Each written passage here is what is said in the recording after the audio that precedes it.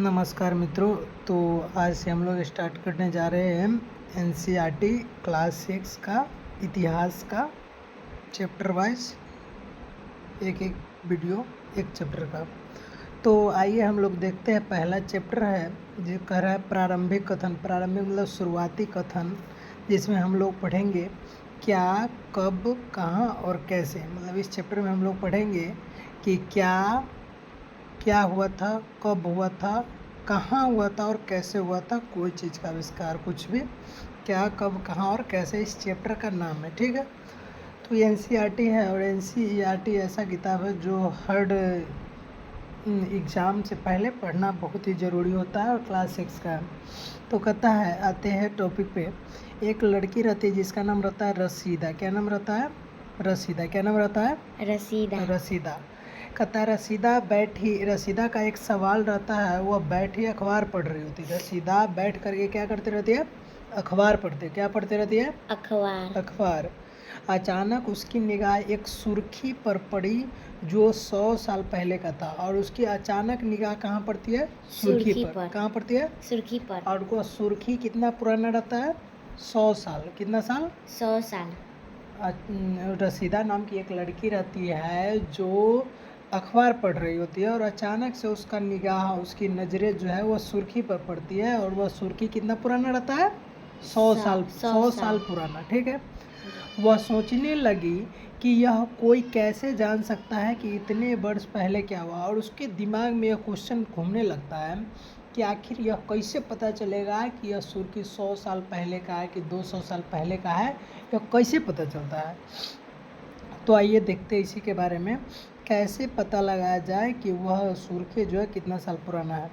तो यह जानने के लिए कि कल क्या हुआ था ना, इसको जानने के लिए हम लोग क्या सुनते हैं? रेडियो सुनते हैं। क्या सुनते हैं? रेडियो। कल क्या हुआ था इसके लिए हम लोग क्या सुनते हैं? रेडियो।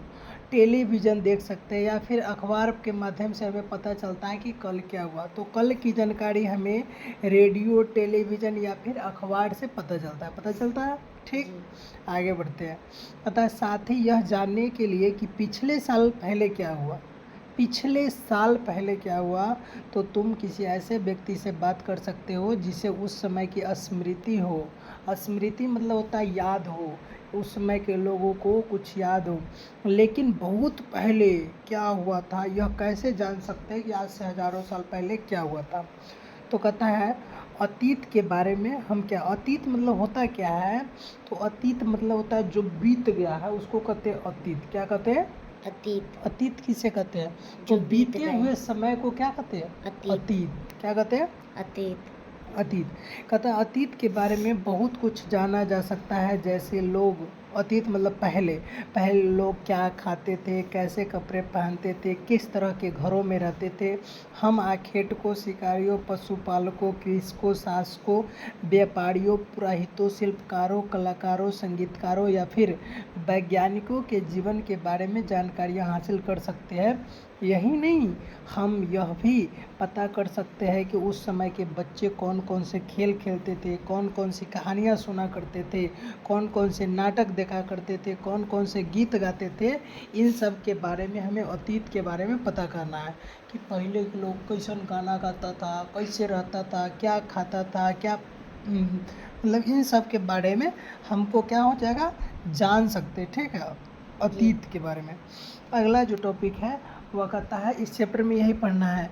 अगला कहता है लोग कहाँ रहते थे। तो सबसे पहले हम लोग ये जानते हैं कि पहले के जो लोग थे वह लोग कहाँ रहते थे। जो हज़ारों साल पहले के लोग थे वह कहाँ रहते थे।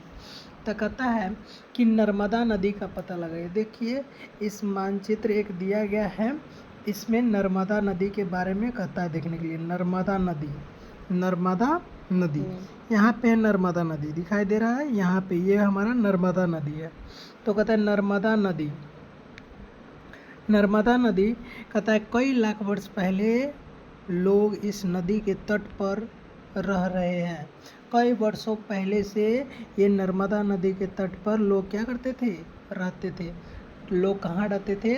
नर्मदा नदी के तट पर। नर्मदा नदी के तट पर। रह रहे हैं।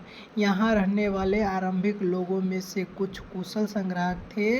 कुशल संग्राहक मतलब सब कुछ बढ़िया थे, और संग्राहक मतलब संग्रह करते थे, बचाते थे, रखते थे, जो आसपास के जंगलों की विशाल संपदा से परिचित थे। तथा अपने भोजन के लिए वे जड़ों, फलों तथा जंगल के अन्य उत्पादों का यहीं से संग्रह किया करते थे। वे जानवरों का आखेट, आखेट मतलब क्या होता है? शिकार। आखेट मतलब क्या होता है? शिकार। हाँ, तो बात करते हैं सबसे। यहाँ पे हम लोग देख रहे थे कि लोग कहाँ रहते थे। तो हम लोगों ने देखा कि लोग सबसे पहले कई लाख वर्ष पहले नर्मदा नदी के तट पे रह रहे हैं, और यहाँ रहने वाले लोग जो थे वो कुशल संग्राहक थे, और वो लोग खाने के लिए फल के जड़, फलों तथा जंगल के अन्य उत्पादों को संग्रह करते थे, इकट्ठा करते थे, और जानवरों का शिकार, आखेट मतलब होता है शिकार, आखेट करते थे, शिकार करते थे। ठीक है। तो सबसे पहले लोग कहाँ रहते थे? नर्मदा नदी के तट पे। कहाँ रहते थे? नर्मदा नदी के तट पे कई लाख वर्ष पहले। ठीक है। उसके बाद अब कहता है अब तुम उत्तर पश्चिम की सुलेमान और किरथर की पहाड़ियों का पता लगाओ। उत्तर पश्चिम की सुलेमान और किरथर की पहाड़ी, सुलेमान और किरथर की पहाड़ी, तो यहाँ दिखने को मिल रहा है सुलेमान और किरथर। सुलेमान और किरथर की पहाड़ी काबुल नदी के नीचे जो है सुलेमान है, और सिंधु नदी के पश्चिमी साइड और उत्तरी साइड में जो है वह है किरथर की पहाड़ी। ठीक है। तो कहता है इसी क्षेत्र में कुछ ऐसे स्थान हैं जहां लगभग 8000 वर्ष पहले स्त्री पुरुषों ने सबसे पहले गेहूं तथा जौ जैसी फसलों का उगाना आरंभ किया था। तो क्वेश्चन पूछेगा सबसे पहले गेहूं और जौ को कहाँ के लोगों ने उपजाया था? तो वह सुलेमान और किरथर की पहाड़ियों पर रह रहे लोगों ने उगाया था। कहाँ के लोगों उगाया था? सुलेमान और किरथर की पहाड़ियों पर रहने वाले लोग। कितने वर्ष पहले? तो 8000 वर्ष पहले। ठीक है। कहता है और साथ में उन्होंने भेड़, बकरी और गाय, बैल जैसे पशुओं को पालतू बनाना शुरू किया था, यानी पोसने का काम किया था, पालने का काम किया था। ये लोग गाँवों में रहते थे, और ये जो सुलेमान और किरथर की पहाड़ी पर जो रहते थे ये लोग गाँवों में रहते थे। कहता है उत्तर पूर्व में, उत्तर और पूर्व जिसको पूर्वोत्तर भी कह सकते हैं, तो उत्तर पूर्व में गारो तथा मध्य उत्तर पूर्व में गारो तथा मध्य भारत यानी भारत के बीचों बीच मध्य में विंध्य की पहाड़ियाँ का पता लगाओ। इसमें दिया होगा, देखिए कहता है उत्तर पूर्व में स्थित, उत्तर और पूर्व में स्थित गारो की पहाड़ी ये रहा। ठीक है। उत्तर पूर्व में स्थित गारो की पहाड़ी यहाँ पे, और मध्य भारत में विंध्य की पहाड़ी, जो कि मध्य यानी बीचों बीच भारत के नर्मदा नदी के ऊपर विंध्य की पहाड़ियाँ है। ठीक है। तो यहाँ पे कहता है ये कुछ अन्य ऐसे क्षेत्र थे जहाँ कृषि का विकास हुआ। कृषि का विकास क्या हुआ? तो पूर्वी उत्तर पूर्वी में गारो तथा मध्य भारत की विंध्य की पहाड़ी, ये इस जगह पे कृषि का विकास हुआ। जहाँ सबसे पहले चावल उपजाया गया वे स्थान विंध्य के उत्तर में स्थित है। कहाँ थे? तो विंध्य जो पर्वत है, पहाड़ है, उसके उत्तर में स्थित है। कहाँ स्थित है? तो इसके उत्तर में स्थित है। ठीक है। आगे चलते हैं। आगे कहता है मानचित्र पर सिंधु तथा इसकी सहायक नदियों का पता लगाने का प्रयास करो। सिंधु और इसकी सहायक नदियाँ, तो सिंधु नदी ये है और इसकी सहायक नदियाँ झेलम, चिनाब, रावी, ब्यास, सतलज, ये इनकी सहायक नदियाँ। सहायक नदियाँ किसे कहते हैं? तो एक बड़ी नदी होती है जिसमें कई सारे नदी जा कर के मिल जाते हैं, तो ऐसे नदियों को सहायक नदियाँ कहते हैं। ठीक है। कहता है सहायक नदियाँ उन्हें कहते हैं जो एक बड़ी नदी में जाके मिल जाती है, उसे सहायक नदियाँ कहते हैं। सहायक नदी किसे कहते हैं? तो एक बड़ी नदी में जा करके अन्य छोटे छोटे नदी मिल जाते हैं, उसे सहायक नदी कहते हैं। कहते हैं लगभग 4700 वर्ष पहले इन्हीं नदियों के किनारे कुछ आरंभिक नगर फले फूले, और आज से लगभग 4700 वर्ष पहले इन्हीं नदियों के किनारे काते काते कुछ आरंभिक मतलब शुरुआती नगर फले फूले। कहता है गंगा व इसकी सहायक नदियों के किनारे तथा समुद्र तटवर्ती इलाकों में नगरों का विकास लगभग 2500 वर्ष पहले हुआ। कितने सौ वर्ष पहले? 2500 वर्ष पहले। गंगा और उसकी सहायक नदियों के किनारे समुद्र तटवर्ती इलाकों में नगरों का विकास 2500 वर्ष पहले हुआ और सिंधु और उसकी सहायक नदियों के किनारे आरंभिक नगर फले फूले आज से 4700 वर्ष पहले। ठीक है। कहता है गंगा तथा इसकी सहायक नदी सोन का पता लगाने के लिए करा। तो गंगा नदी आपका ये रहा गंगा नदी। कहता है गंगा और उसकी सहायक नदी और सोन नदी का पता था। गंगा नदी ये हो गया, इसकी सहायक नदी कौन कौन हो गया? तो इसकी सहायक नदी यमुना नदी हो गया, चंबल नदी हो गया, ये सब हो गया। ठीक है। और कहता है उसके बाद कहते हैं कि सोन नदी का पता लगाने के लिए, तो सोन नदी को भी हम लोग देख लेते हैं। सोन नदी कहाँ पे है? तो सोन नदी जो है वहीं पे होगा। सोन कहाँ गया?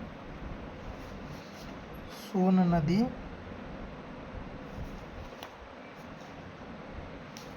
सोन नदी कहाँ है जी?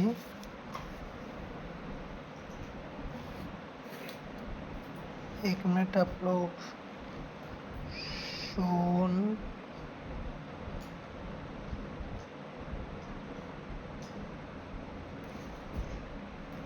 ये रहा, सॉरी माफ़ कीजिएगा, खोजने में दिक्कत हो गई है। ये रहा सोन नदी। ठीक है। तो ये सोन नदी है और ये गंगा नदी है। कहता है सोन गंगा नदी हम लोग देख लिए। अब कहते हैं कि सोन गंगा नदी का पता लगा ले। कहता है गंगा के दक्षिण में इन नदियों के आसपास के क्षेत्र प्राचीन काल में मगध के नाम से जाना, यानी वर्तमान में जिसको हम लोग बिहार कहते हैं ना, वो पहले मगध के नाम से जाना जाता था। किसके नाम से जाना जाता था? मगध के नाम से जाना जाता था। ये जो गंगा नदी के दक्षिण में इन नदियों के आसपास गंगा नदी ये रहा और इसके दक्षिण में, इसके दक्षिण ये हो गया। यहाँ पे रह रहे क्षेत्रों को क्या कहते थे? तो पहले मगध के नाम से जाना जाता था और वर्तमान में उसे बिहार के नाम से जानते हैं। इसके शासक मतलब राजा बहुत शक्तिशाली थे और इन्होंने एक विशाल राज्य स्थापित किया था। एक बहुत बड़ा विशाल राज्य जो है ना स्थापित किया था, स्थापना किया था। देश के अन्य हिस्सों में भी ऐसे राज्यों की स्थापना की गई थी और देश के कई अलग अलग जगह पे भी ऐसे राज्य की स्थापना की गई थी। लोगों ने सदैव उपमहाद्वीप के एक हिस्से से दूसरे हिस्से तक की यात्रा की। देखो कहता है लोगों ने हमेशा उपमहाद्वीप के एक हिस्से से दूसरे हिस्से की यात्रा की। कहता है कभी कभी हिमालय जैसे ऊंचे पर्वत, कभी कभी हिमालय जो है ना, हिमालय पर्वत है, तो उसे ऊंचे पर्वत, पहाड़ियों, रेगिस्तान, नदियों तथा समुद्रों के कारण यात्रा जोखिम भरी होती थी। फिर भी ये यात्रा उनके लिए असंभव नहीं था, फिर भी कर लेते थे। ठीक है। अतः कभी लोग काम की तलाश में तो कभी प्राकृतिक आपदाओं के कारण एक स्थान से दूसरे स्थान जाया करते थे। तो कहेगा लोग यात्राएं क्यों करते थे? तो काम की तलाश में प्राकृतिक आपदाओं के कारण एक जगह से दूसरे जगह जाया करते थे। कभी कभी सेनाएं दूसरे क्षेत्रों पर विजय हासिल करने के लिए, इसके अतिरिक्त व्यापारी कभी काफिले में तो कभी जहाज़ों में अपने साथ मूल्यवान वस्तुएं लेकर एक स्थान से दूसरे स्थान जाते रहते थे। अतः धार्मिक मतलब धर्म में आने वाले गुरु लोगों को शिक्षा और सलाह देते हुए एक गांव से दूसरे गांव तथा एक कस्बे से दूसरे कस्बे जाया करते थे। कुछ लोग नए और रोचक स्थानों को खोजने की चाह में उत्सुकतावश भी यात्रा किया करते थे।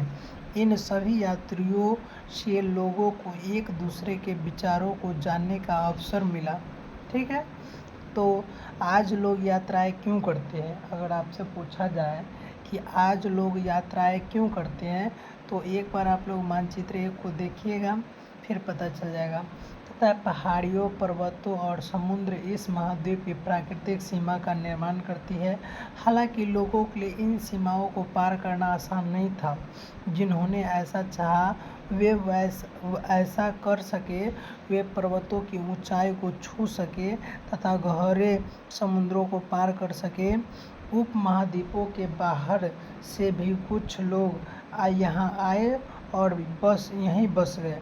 लोग कहते हैं लोग इस आवागमन ने लोगों के इस आवागमन ने हमारी सांस्कृतिक परंपराओं को समृद्ध किया।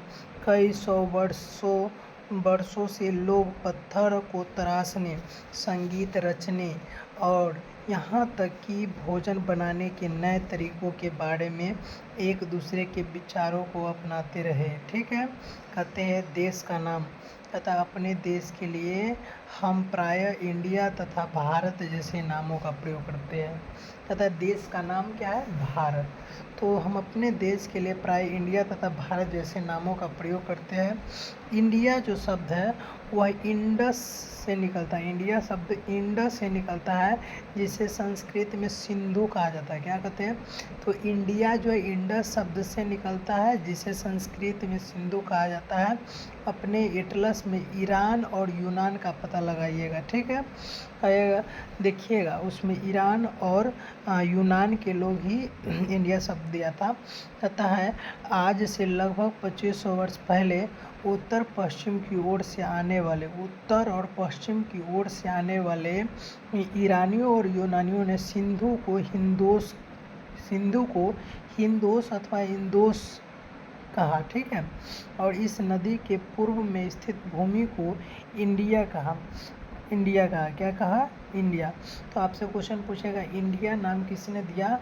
तो इंडिया नाम जो दिया है यूनानियों और ईरानियों के द्वारा दिया गया। ठीक है। आगे कहता है इंडिया नाम दिया गया। भारत नाम का प्रयोग उत्तर पश्चिम में रहने वाले लोगों की एक समूह के लिए किया जाता है। इस समूह का उल्लेख संस्कृत की आरंभिक कृति ऋग्वेद में भी मिलता है। बाद में इसका प्रयोग देश के लिए होने लगा। और कहीं कहीं पे ऐसा भी कहा जाता है कि राजा दुष्यंत और रानी शकुंतला के पुत्र भरत के नाम पर भारत नाम पड़ा। ठीक है। ये बात भी सत्य है। ठीक है। तो आप दोनों याद रखिएगा। ठीक। कहता है अतीत के बारे में कैसे जाने। अब हमारे पास अगला टॉपिक आया कि अतीत के बारे में हम कैसे जाने। तो कहता है अतीत की जानकारी हम कई तरह से प्राप्त कर सकते हैं। इनमें से एक तरीका अतीत में लिखी गई पुस्तकों को ढूंढना और पढ़ना है। ये पुस्तकें हाथ से लिखी होने के कारण पांडुलिपि कही जाती है। अंग्रेजी में पांडुलिपि के लिए प्रयुक्त होने वाला जो शब्द है उसे मैन्यूस्क्रिप्ट कहते हैं। क्या कहते हैं? मैन्यूस्क्रिप्ट शब्द लैटिन शब्द से मेन्यू का अर्थ जो होता है ना, मेन्यू का जिसका अर्थ होता है हाथ है। ठीक है। से निकला है ये पांडुलिपि। तो मैं पांडुलिपि के बारे में जानते हैं। पांडुलिपि क्या होता है? तो हाथ से लिखी गई कोई भी चीज़, जैसे पत्थर पे, तार के पत्तों पे पहले लिखा जाता था, कॉपी कलम इस पे अभी लिखते हैं ना कॉपी पे। तो हाथ से लिखी हुई चीज़ों को हम लोग पांडुलिपि कहते हैं। ये इसे अंग्रेजी में प्रयुक्त होने वाले मैन्यूस्क्रिप्ट शब्द से बना है। तो मेनू ये लैटिन शब्द है मैन्यूस्क्रिप्ट, मेनू जिसका अर्थ होता है हाथ है। ठीक है। से निकला है। ये पांडुलिपि प्राय तारपत्रों अथवा हिमालय क्षेत्र में उगने वाले भोज नामक पेड़ की छाल से विशेष तरीके से तैयार भोजपत्रों पर लिखी मिलती है। ठीक है। तथा इतने वर्षों में इनमें से कई पांडुलिपियों को कीड़ों ने खा लिया तथा कुछ नष्ट कर दिया गया। और इतने वर्ष पहले की पांडुलिपियों को कीड़ों ने खा गया, कुछ नष्ट हो गया। कहता है फिर भी कई ऐसे पांडुलिपियाँ आज भी उपलब्ध है। कहता है प्रायः ये पांडुलिपियाँ मंदिरों में विहारों में प्राप्त है। इन पुस्तकों में धार्मिक मान्यताओं व व्यवहारों, राजाओं के जीवन, औषधियाँ तथा विज्ञान आदि सभी प्रकार के विषयों की चर्चा मिलती है। ये जो पांडुलिपि एक किताब को कह सकते हैं, और ये किताबें भोजपत्रों, तार के पत्तों पे लिखा जाता था। तो इसमें क्या लिखा जाता था कि कोई राजा महाराजा के बारे में, औषधियाँ के बारे में, विज्ञान की चर्चाओं के विषय में जानकारी मिलती है। इनके अतिरिक्त हमारे यहाँ महाकाव्य, कविताएँ तथा नाटक भी है। इन इनमें से कई संस्कृत में लिखे हुए मिलते हैं जबकि अन्य प्राकृत और तमिल में हैं। प्राकृतिक भाषा का प्रयोग आम लोग करते हैं। प्राकृतिक जो भाषा है, प्राकृतिक भाषा का प्रयोग आम लोग करते हैं। ठीक है, आम लोग खास लोग में अंदर समझ में आ रहा है। जैसे मान लीजिए हम किसी गांव के व्यक्ति हैं तो हम आम व्यक्ति हो गए, और कोई दूसरे जगह से उस गांव में आए तो वो हमारे लिए खास व्यक्ति हो गया। तो आम खास यही होता है। ठीक है, कहता है प्रयोग प्राकृतिक भाषा का प्रयोग आम लोग करते थे, आम लोग करते थे। हम अभिलेख का भी अध्ययन कर सकते हैं, और हम लोग पांडुलिपि के बारे में जाना, और ये पांडुलिपि क्या होता है, इसमें क्या क्या पढ़ना होता है। ठीक है, अब हम लोग देखते हैं अभिलेख। कहता है हम अभिलेखों का भी अध्ययन कर सकते हैं। ऐसे लेख पत्थर अथवा धातु जैसे अपेक्षाकृत कठोर सतहों पर उत्कीर्ण किए गए मिलते हैं। तो सबसे पहले अभिलेख होता क्या है, तो अभिलेख हम उस चीज़ को कह सकते हैं जो कोई पत्थर अथवा कठोर सतहों पर कुछ लिख देते हैं ना, उसी को हम लोग अभिलेख कहते हैं। क्या कहते हैं? अभिलेख कहते हैं। जैसे आप लोग देखे होंगे रोड पर चलते रहते हैं तो देखते रहते हैं रोड पे एक साइड से एक पत्थर उत्थर लगाया हुआ चिपकाया रहता है, उस पर लिखा रहता है माननीय मुख्यमंत्री द्वारा बनाया गया सड़क योजना। तो उन सब चीज़ों को हम लोग कहते हैं अभिलेख कहते हैं। क्या कहते हैं? अभिलेख। आप लोगों को हम अभिलेख के बारे में बताएंगे, कुछ फ़ोटो वगैरह दिखाएंगे। कहता है हम अभिलेखों का भी अध्ययन कर सकते हैं। ऐसे लेख पत्थर अथवा धातु जैसी अपेक्षाकृत कठोर सतहों पर उत्कीर्ण किए गए मिलते हैं। कहता है कभी कभी शासक अथवा अन्य लोग अपने आदेशों को इस तरह उत्कीर्ण करवाते थे ताकि लोग उन्हें देख सके, पढ़ सके तथा उनका पालन कर सके। ठीक है, कहता है कुछ अन्य प्रकार के अभिलेख भी मिलते हैं जिनमें राजाओं तथा रानियों सहित अन्य स्त्री पुरुषों ने भी अपने कार्यों के विवरण उत्कीर्ण करवाए हैं। उदाहरण के लिए प्रायः शासक लड़ाइयों में अर्जित विजयों का लेखा जोखा रखा करते थे। क्या तुम बता सकती हो कि कठोर सतह पर लेख लिखवाने के क्या लाभ थे? ऐसा करवाने में क्या क्या कठिनाई आती थी? तो सबसे पहले ऐसा करना इसलिए ज़रूरी था क्योंकि कठोर सतह जो होते हैं जल्दी नष्ट नहीं होते। ठीक है, इसीलिए ये लोग इस पे लिखवाया करते थे ताकि ज़्यादा दिन तक लिए सुरक्षित रहे। ठीक है, कहता है इसके अतिरिक्त अन्य कई वस्तुएं अतीत में बनी और प्रयोग में लाई जाती थी। ऐसे वस्तुओं का अध्ययन करने वाले व्यक्तियों को पुरातत्वविद कहते थे। पुरातत्वविद क्या होता है? तो जैसे अभिलेख, पांडुलिपियाँ, ऐसे ही कई अन्य वस्तुएं अतीत में बनी हैं और जिसको प्रयोग में लाई जाती थी, ऐसे वस्तुओं का अध्ययन करने वाले व्यक्ति को पुरातत्वविद कहते थे। क्या कहते थे? पुरातत्वविद। कहता है पुरातत्वविद पत्थर और ईंटों से बनी इमारतों के अवशेष, चित्रों तथा मूर्तियाँ का अध्ययन करते हैं। वे औजारों, हथियारों, बर्तनों, आभूषणों तथा सिक्कों की प्राप्ति के लिए छानबीन तथा खुदाई भी करते हैं। कहता है इनमें से कुछ वस्तुएं पत्थर, पक्की मिट्टी तथा कुछ धातु की बनी हो सकती है। ऐसे तत्व कठोर तथा जल्दी नष्ट न होने वाले होते हैं। ठीक है, कहता है पुरातत्वविद जानवरों, चिड़ियाओं तथा मछलियों की हड्डियाँ ढूंढते हैं। इससे उन्हें यह जानने में भी मदद मिलती है कि अतीत में लोग क्या खाते थे। उन लोगों को ये पता चलता था कि अतीत के लोग जो है वह क्या खाते थे। उन्हें यह जानने में भी मदद मिलता है कि अतीत के लोग क्या खाते। वनस्पतियों के अवशेष बहुत मुश्किल से बच पाते हैं। यदि अन्न के दाने अथवा लकड़ी के टुकड़े जल जाते तो वे जले हुए रूप में बचे रहते थे। कहता है क्या पुरातत्वविदों को बहुधा कपड़ों के अवशेष मिलते होंगे? जो पुरातत्वविद है यानी कि इन सब का अध्ययन करने वाले, उन्हें कपड़ों के अवशेष मिलते होंगे। तो कहता है पांडुलिपियाँ, अभिलेखों तथा पुरातत्व से ज्ञात जानकारियों के लिए इतिहासकार प्रायः स्रोत शब्द का प्रयोग करते हैं। स्रोत मतलब होता है सामान। जैसे पांडुलिपि एक स्रोत हो गया, अभिलेख हो गया, पुरातत्व, ये सब स्रोत है। तथा इतिहासकार उन्हें कहते हैं कि जो अतीत का अध्ययन करते हैं, स्रोत के प्राप्त होते ही अतीत के बारे में पढ़ना बहुत रोचक हो जाता है, क्योंकि इन स्रोतों की सहायता से हम धीरे धीरे अतीत का पुनर्निर्माण करते जाते हैं। अतः इतिहासकार तथा पुरातत्वविद उन जासूसों की तरह है जो इन सभी स्रोतों का प्रयोग सुराग के रूप में कर अतीत को जानने का प्रयास करते हैं। ठीक है, कहता है अतीत एक है या अनेक है, इसके बारे में जानते हैं। अतीत एक या अनेक है। कहता है क्या तुमने इस पुस्तक के शीर्षक हमारे अतीत पर ध्यान दिया है? कहता है यहाँ अतीत शब्द का प्रयोग बहुवचन के रूप में किया गया है। अतीत शब्द का प्रयोग, अभी हम अतीत का मतलब कुछ देर पहले समझाते हैं। अतीत मतलब जो बीत गया हुआ है, बीते हुए समय को अतीत कहते हैं। अतीत शब्द का प्रयोग बहुवचन के रूप में किया गया है। ऐसे इस तथ्यों की ओर ध्यान दिलाने के लिए किया गया है कि अलग अलग समूह के लोगों के लिए इस अतीत के अलग अलग मायने थे।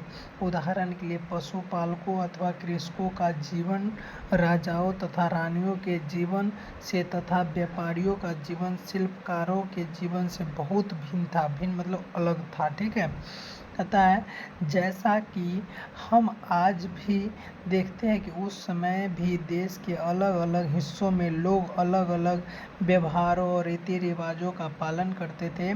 उदाहरण के लिए आज अंडमान द्वीप जो क्या है, अंडमान द्वीप हमारा केंद्र शासित प्रदेश है। अंडमान द्वीप के अधिकांश लोग अपना भोजन मछलियाँ पकड़ कर, शिकार करके तथा फल फूल के संग्रह इकट्ठा करके प्राप्त करते हैं। इसके विपरीत शहरों में रहने वाले लोग खाद्य आपूर्ति के लिए अन्य व्यक्तियों पर निर्भर रहते हैं। इस तरह के भेद अतीत में विद्वान थे। अतीत मतलब पुराने ज़माने में भी ऐसे बदलाव उपलब्ध थे कि कहीं के लोग कुछ करते थे तो कहीं के लोग कुछ करते थे। इसके अतिरिक्त एक अन्य तरह का भेद है। उस समय शासक अपनी विजय का लेखा जोखा रखते थे। यही कारण है कि हम उन शासकों तथा उनके द्वारा लड़ी जाने वाले लड़ाइयों के बारे में काफ़ी कुछ जानते हैं, जबकि शिकारी, मछुआरे, संग्राहक, कृषक तथा पशुपालक जैसे आम आदमी प्रायः अपने कार्यों का लेखा जोखा नहीं रखते थे। पुरातत्व की सहायता से हमें उनके जीवन को जानने में मदद मिलती है। हालांकि अभी भी इनके बारे में बहुत कुछ जानना शेष है, मतलब अभी बहुत कुछ जानना बाकी है। कहता है तिथियों का मतलब क्या होता है? तिथि जिसको हम लोग डेट कहते हैं, दिनांक कहते हैं, इंग्लिश में डेट कहते हैं, दिनांक कहते हैं।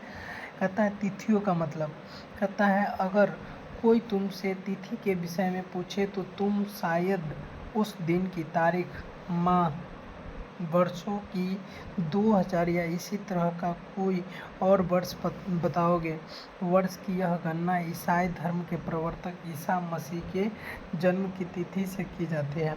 देखिए ईसाई धर्म है, ठीक है, तो उस धर्म के प्रवर्तक मतलब एक मेन होते हैं, वो प्रवर्तक ईसा मसीह की जन्म की तिथि से की जाती है इस तिथि का गणना। ठीक है, कहता है अतः 2000 वर्ष कहने का तात्पर्य ईसा मसीह के जन्म के 2000 वर्ष बाद, ठीक है। ईसा मसीह के जन्म के पूर्व की सभी तिथियों को ईसा पूर्व यानी ईसा से पहले के रूप में मानी जाती है। इस पुस्तक में हम 2000 को अपना आरंभिक बिंदु मानते हुए वर्तमान से पूर्व की तिथियों का उल्लेख करेंगे। यानी कि जो ईसा मसीह के जो जन्म है उसको हम लोग 0 मानते हैं, और उसके बाद जो अभी चले आ रहा है 0, 1, 2, 3, 4, 100, 200, 500, 1000, 2000, अभी कहाँ पे आए हैं? 2000 पे आए हैं। तो ये ईसा मसीह के जन्म के बाद का समय है, और ईसा मसीह के समय से पहले का जो समय है उसको हम लोग उल्टा करेंगे। 1997, 96, 95 यानी वो उल्टा समय चलेगा और ये आगे की तरह। ठीक है, कहते हैं इतिहास और तिथियाँ। कहता अंग्रेजी में एक शब्द है BC, जिसको हम लोग हिंदी में कहते हैं ईस्वी पूर्व। ठीक है, कहता है BC जिसको हम लोग कहते हैं बीसी का तात्पर्य बिफोर क्राइस्ट यानी ईसा पूर्व होता है। ठीक है, कभी कभी तुम तिथियों से पहले एडी सुना होगा। एडी जिसको हम लोग कहते हैं एडी लिखा पाते हो। यह एनो डोमनी नामक दो लैटिन शब्दों से बना। इसका तात्पर्य होता है ईसा मसीह के जन्म के वर्ष से है। ठीक है, कभी कभी एडी की जगह सीई कॉमन एरा तथा बीसी की जगह बीसी बिफोर क्राइस्ट एरा का प्रयोग होता है। सी अक्षरों का प्रयोग कॉमन एरा तथा बीसीई का प्रयोग बिफोर कॉमन एरा के लिए होता है। हम इन शब्दों का प्रयोग इसलिए करते हैं क्योंकि विश्व के अधिकांश देशों में अब इस कैलेंडर का प्रयोग सामान्य हो गया है। भारत में तिथियों के इस रूप का प्रयोग लगभग 200 वर्ष पहले आरंभ हुआ था। कभी कभी अंग्रेजी के बीपी अक्षरों का प्रयोग होता है, अर्थात जिसका तात्पर्य होता है बिफोर प्रेजेंट यानी वर्तमान से पहले है। ठीक है, तो इस तरह से हमारा ये जो चैप्टर है पहला, कब क्या कहाँ और कैसे समाप्त होता है, कहता है इसमें कुछ दिया गया है। तुम एक पुरातत्वविद का साक्षात्कार लेना है। तुम उन 5 प्रश्नों की सूची तैयार करो जिन्हें पुरातत्वविद पूछना चाहिए। ठीक है, तो सबसे पहले इसमें कुछ दिया गया है, तो इन सब का जो क्वेश्चन आंसर होगा इसको हम एक अलग वीडियो में आप लोगों के सामने प्रस्तुत करेंगे। ठीक है, तो मिलते हैं फिर नेक्स्ट वीडियो में। तब तक के लिए धन्यवाद। आप अपना ख्याल रखें और जो ये पढ़े हैं इसको बढ़िया से आप लोग स्मरण रखें, याद रखें। ठीक है, जय हिंद, जय भारत। मिलेंगे फिर नेक्स्ट वीडियो में, तब तक के लिए बाय बाय।